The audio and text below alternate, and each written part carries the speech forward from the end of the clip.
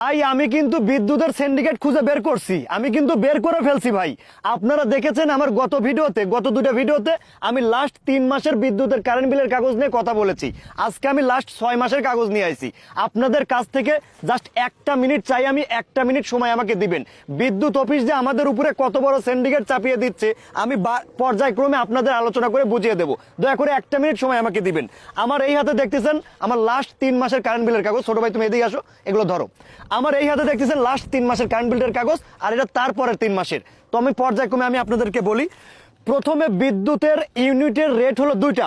প্রথম রেট হলো 75 ইউনিট পর্যন্ত আপনার কাছ থেকে একটা রেট নেয়, আর 75 ইউনিটের পরে আপনি যতগুলো ইউনিট পুরাবেন ওই ইউনিটগুলো অন্য আর একটা রেট নেয়।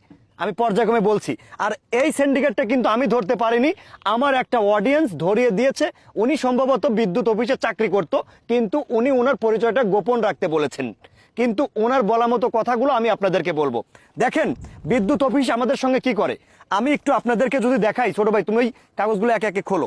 এটা কিন্তু আমার লাস্ট কারেন্ট 3 মাসের কাগজ আপনাদের দেখাইছি যে আমি কত পুরাইছি। আচ্ছা আমি অডিট বাইর করতে করতে আমি এটা শেষ করি। আমি বর্তমান মাসে ইউনিট পুরিয়েছি। আচ্ছা আমি একবার গত 3 মাস থেকে শুরু করি। আমি গত মাসের আগের মাসে ইউনিট পুরাইছি 75 ইউনিট। আচ্ছা একটু মনে রাখেন ভাই। আর গত মাসে পুরাইছি 100 ইউনিট, একটু মনে রাখেন। আর বর্তমান মাসে আমি ইউনিট পুরাইলাম। আচ্ছা বর্তমানেরটা আমি একটু বাদ রাখতে চাই। আমি গত 4 মাসের ইউনিটটা একটু দেখাইতে চাই। গত 4 মাস আগের ইউনিট ছিল আমার 75 ইউনিট, ধরো ছোট ভাই ধরো। তার আগের মাসের ইউনিট ছিল আমার 40 ইউনিট, ধরো। তার আগের ইউনিট ছিল আমার 40 ইউনিট, ধরো। তো এই যে আপনারা দেখলেন 40, 40, 75, 50 ইউনিট আমি পুরাইছি কিন্তু গত মাসে। আমার বর্তমান মাসে ইউনিট এসে দাঁড়াইলো 185 ইউনিট। সেখানে কিন্তু আমি কোনো কিছু পরিবর্তন করিনি, আমার জ্বালানি কিন্তু একই রয়েছে, আমার বাল্ব আমার ফ্রিজ সবকিছু এক। কিন্তু যেখানে আমার 75 ইউনিট, 40 ইউনিট, 50 ইউনিট, সেই ইউনিট আমার বর্তমান মাসে এসে দাঁড়াইলো 185 ইউনিট। এটা তো আমি ভাই হতাশ কিভাবে আসলো। আমি যখনই পর্যবেক্ষণ করতে লাগলাম আমি কিন্তু অফিসেও গেলাম। তো অফিস থেকে আমাকে কি বললো, আপনি একটু মিটারে গিয়ে মিলিয়ে দেখেন তো ঠিক আছে কিনা। তো আমি তো মিটারে গিয়ে মিলাইলাম, হ্যাঁ ঠিক আছে। এই যে মিটারে গিয়ে মিলালাম আমার ইউনিটটা ঠিক আছে, 185 আমি পুড়িয়েছি। তো তখন আমি কারা ধরবো বলেন, ধরার তো জায়গা নেই। কিন্তু এইটা কেন করে তারা জানেন? এইটা কিভাবে তারা করে আমি বলি। আমি যদি কোনো মাসে 75 ইউনিট ধরেন কথার সাপোজ আমি পুরাইলাম, কথার সাপোজ ধরেন এই 75 ইউনিট এই মাসে পুরাইলাম, ওনারা আমাকে দেয় 50 ইউনিট, হাতে রেখে দেয় 25 ইউনিট। আগামী মাসে ধরেন 75 পুরাইলাম, ওখান থেকে আমাকে 50 ইউনিট দিল, হাতে রেখে দিল 25 ইউনিট। তো এই 25 আর এই 25 কত হলো? 50 ইউনিট। তো তারপরের মাসে আমি আবারও 75 ইউনিট ধরেন পুরাইলাম, আবার আমাকে 50 ইউনিট দিয়ে হাতে রেখে দিল 25 ইউনিট। তাহলে কত ইউনিট হলো? 75 ইউনিট কিন্তু হয়ে গেল। তো এইভাবে এই যে ইউনিটগুলো যে জোড়া করে, এই ইউনিটগুলো জোড়া করতে করতে করতে তারা 75 ইউনিটের উপরে নিয়ে যায়। যে মাসে দেখে আমি 75 ইউনিট পুরাইছি, ওই 75 এই 75 মিলিয়ে তারা আমাকে ইউনিটটা সুন্দর মতো লিখে দেয়। এতে তাদের লাভ কি বলেন তো? এতে তাদের লাভ হলো এটাই যে ওই যে 75 ইউনিটের পরের যে রেটটা, যেমন আমার যদি বাসার ইউনিটের রেটটা আমি বলি, আমার বাসার ইউনিটের রেট হলো আপনার 75 ইউনিট পর্যন্ত আমার কাছ থেকে প্রতি ইউনিটের ন্যায় হলো 5 টাকা 26 পয়সা। আর 75-এর উপরে আমি যে কয়েকটা ইউনিট পুরাবো আমার কাছ থেকে দাম নিবে 7 টাকা 20 পয়সা। এই যে 2 টাকা লাভ, এই যে 2 টাকা 6 পয়সা লাভ, এইটাই তাদের লাভ। যে কারণে তারা আমার মিটারে ইচ্ছাকৃতভাবে আমি 75 ইউনিট পুরাইলে প্রতি মাসে আমাকে 50 ইউনিট করে লিখে দেয়, হাতে রাখে তারা 25 ইউনিট। এইভাবে হাতে 25 ইউনিট রেখে রেখে যখন সব মিলে 75 ইউনিট হয়ে যায়, আবার বর্তমান মাসের 75 আর ওই হাতে রাখার 75 দুটো অ্যাড করে আমাকে চালায়া দেয়। তাইলে যাতে আমার কাছ থেকে ডাবল দাম নিতে পারে তারা। কারণ ওই যে 75-এর উপরে গেলে যে একটা বাড়তি রেট, এটা তো তারা পায় না। আমি যদি প্রতি মাসে 75 করে পুরাই, তারা যদি আমাকে 75 করে লিখে দেয়, তাহলে তো সেটা পাবে না, তারা বাড়তি রেটটা তো পাচ্ছে না। যে কারণে তারা হাতে জমা রাখে। হাতে জমা রাখতে রাখতে যখন 75-এর উপরে যায়, তখন তারা সেই বাড়তি রেটটা আমার কাছ থেকে ওসুল করে নেয়। একটাবার চিন্তা করতে পেরেছেন এই বিদ্যুৎ অফিস কতটা সিন্ডিকেট করতেছে আমাদের সঙ্গে?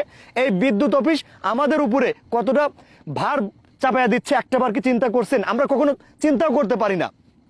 ভাই আমার অডিয়েন্সের কাছে আমি একটা অনুরোধ করতে চাই, দয়া করে আওয়াজ তোলেন, আওয়াজ তোলেন সবাই মিলে, যে আমরা 75 ইউনিট আমার বিদ্যুৎ আমি ব্যবহার করব। আমি কেন 75 ইউনিটের পরে গিয়ে বাড়তি দাম দিয়ে ব্যবহার করব?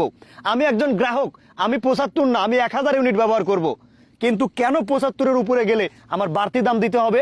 এই বাড়তি দামের কারণেই তারা আমাদের সঙ্গে সিন্ডিকেট করতেছে।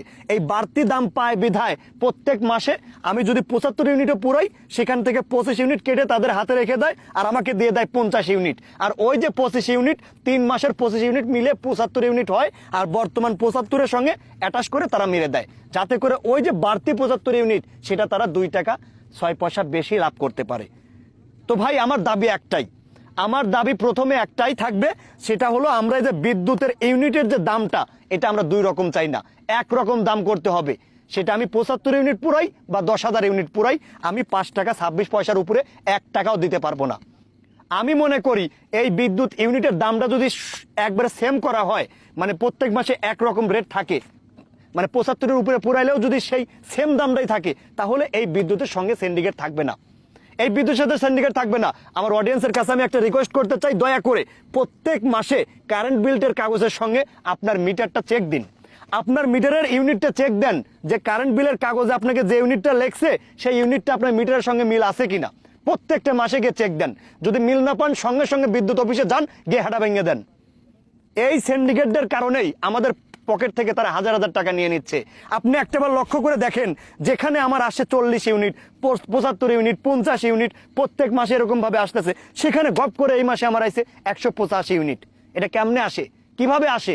এটা কিন্তু ভাই আমি ধরতে পারি নাই, আমার একটা অডিয়েন্স আমাকে ধরিয়ে দিয়েছে, কিন্তু তার পরিচয়টা গোপন রাখতে বলছে। সে বলছে সে হয়তো বা বিদ্যুৎ অফিসে চাকরি করে, সে বলছে ভাই আমার পরিচয়টা গোপন রাখবেন, কিন্তু আসলে আমার ইচ্ছা থাকা ইচ্ছা না থাকা সত্ত্বেও এই কাজগুলো তাদের করতে হয়। যারা এই কাজগুলো করে তাদের কিন্তু ভাই উপরেও আছে কিন্তু রাঘব বোয়াল, অনেক রাঘব বোয়াল আছে, তারা কিন্তু একা না। এই যে যারা ইউনিটগুলো লিখে নিয়ে যায়, তারা মন গড়া ইউনিট দেখে, তারা মন গড়া ইউনিট দেখে। আপনি 200 ইউনিট পুরাইলে আপনাকে সেই মাসে হাতে রেখে দেয় 50 ইউনিট, আপনি যদি 150 ইউনিট পুরান সেই মাসে হাতে রাখে 50 ইউনিট, এইভাবে হাতে রাখতে রাখতে এক মাসে অ্যাড করে আপনাকে দিয়ে দেয়। আপনি কি বুঝতে পারতেছেন না, যেখানে আমার 40 ইউনিট, 50 ইউনিট, 75 ইউনিট পুরাই, সেখানে আমি 185 ইউনিট কিভাবে পুরাইলাম? এইভাবেই তো পুরাইলাম, কারণ আমার গত 3-4 মাসের, গত 6 মাসের ইউনিট তারা জমাইছে তাদের হাতে। আমি তো ভাই কাগজটা মিলাইতে যাই নাই, আমি তো কাগজটা মিলাই নাই, যে কারণে আমি ধরাটা খাইছি। তাই আমি আপনাদের বলতে চাই ভাই, আপনারা যারা গ্রাহক, সবাই তো গ্রাহক, এই একমাত্র বিদ্যুতের গ্রাহক তো সবাই বাংলাদেশের। তো আমি সবাইকে বলতে চাই ভাই, আপনাদের কারেন্ট বিলের কাগজের সঙ্গে একটু মিটারটা মিলিয়ে নেবেন। অবশ্য মিলাবেন নিবেন কেমনে? আপনার কারেন্ট বিল লিখে নিয়ে যায় 15 দিন আগে, আপনাকে এই বিলের কাগজটা দেয় 15 দিন পরে, আপনি কিভাবে মিলাবেন? জলে বাস করে কি কুমিরের সঙ্গে লড়াই করা যায় ভাই বলেন? তারা যদি তাদের জায়গা থেকে হনেস্ট না হয়, তারা যদি তাদের জায়গা থেকে সৎ না হয়, তাহলে আমরা গ্রাহকেরা কই যাব বলেন? আমরা গ্রাহকেরা কই যাব ভাই? এই কাগজটা, এই ইউনিটগুলো লিখতেছে 15 দিন আগে, এই বিলের কাগজটা আপনাকে দিচ্ছে 15 দিন পরে, তাইলে আপনি কেমনে কি করবেন? আপনি মিলাবেনই মান কিভাবে? এখানে তো মিলানোর কোনো অপশন নাই। অতএব আমি বলতে চাই ভাই, সবাই আওয়াজ তোলেন, এইভাবে কেউ বসে থাকেন না।